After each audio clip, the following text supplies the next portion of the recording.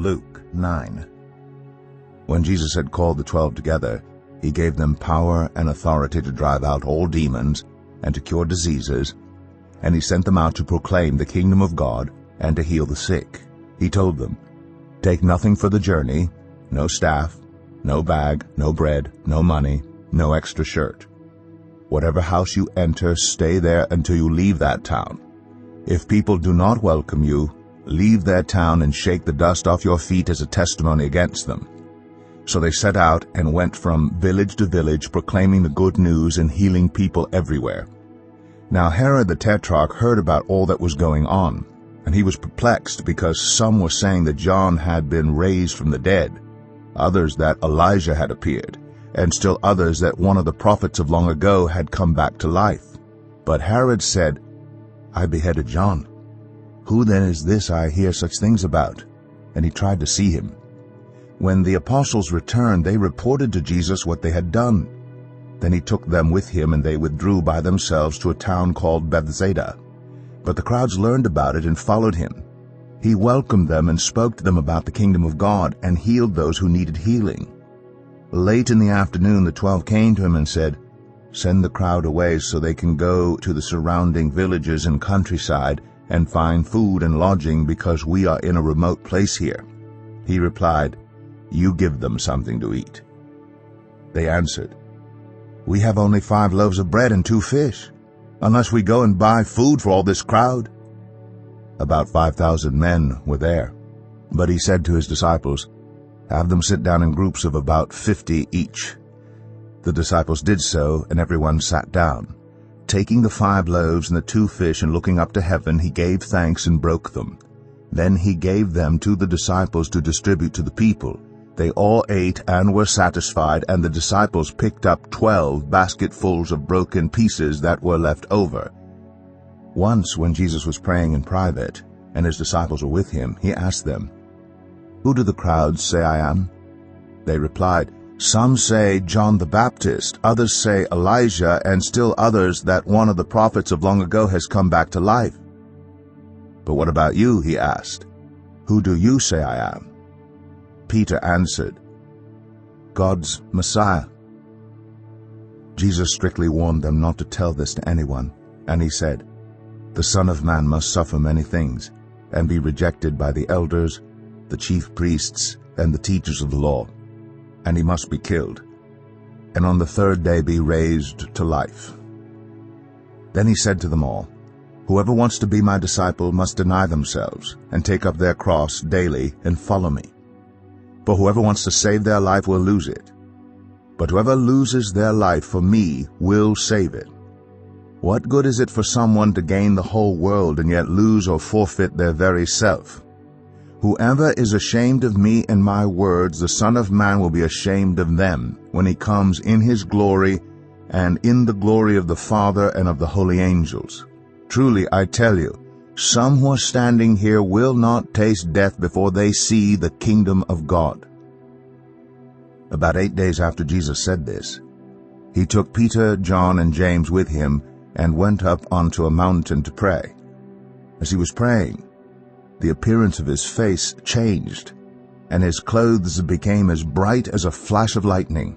2 men, Moses and Elijah, appeared in glorious splendor, talking with Jesus. They spoke about his departure, which he was about to bring to fulfillment at Jerusalem. Peter and his companions were very sleepy, but when they became fully awake, they saw his glory and the 2 men standing with him. As the men were leaving Jesus, Peter said to him, "Master, it is good for us to be here. Let us put up 3 shelters, one for you, one for Moses, and one for Elijah." He did not know what he was saying.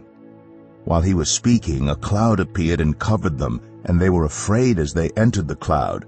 A voice came from the cloud saying, "This is my Son, whom I have chosen. Listen to him." When the voice had spoken, they found that Jesus was alone. The disciples kept this to themselves and did not tell anyone at that time what they had seen. The next day, when they came down from the mountain, a large crowd met him. A man in the crowd called out, "Teacher, I beg you to look at my son.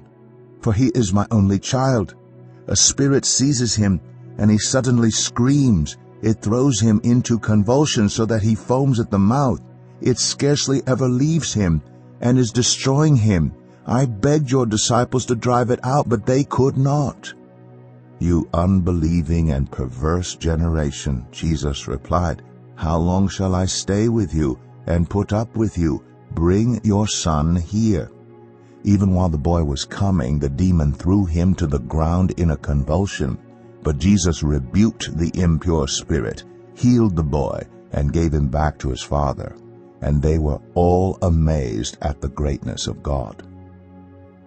While everyone was marveling at all that Jesus did, he said to his disciples, "Listen carefully to what I'm about to tell you.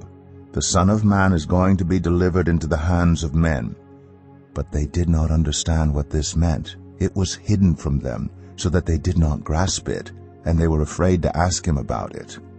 An argument started among the disciples as to which of them would be the greatest. Jesus, knowing their thoughts, took a little child and had him stand beside him. Then he said to them, "Whoever welcomes this little child in my name welcomes me, and whoever welcomes me welcomes the one who sent me. For it is the one who is least among you all who is the greatest." "Master," said John, "we saw someone driving out demons in your name, and we tried to stop him because he is not one of us." "Do not stop him," Jesus said, "for whoever is not against you is for you." As the time approached for him to be taken up to heaven, Jesus resolutely set out for Jerusalem. And he sent messengers on ahead who went into a Samaritan village to get things ready for him. But the people there did not welcome him because he was heading for Jerusalem.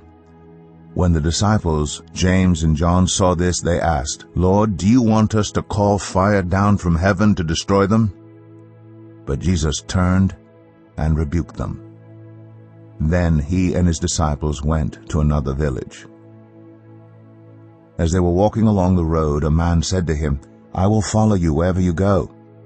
Jesus replied, "Foxes have dens and birds have nests, but the Son of Man has no place to lay his head." He said to another man, "Follow me." But he replied, "Lord, first let me go and bury my father."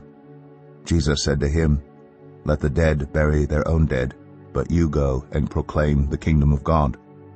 Still another said, "I will follow you, Lord, but first let me go back and say goodbye to my family." Jesus replied, "No one who puts a hand to the plow and looks back is fit for service in the kingdom of God."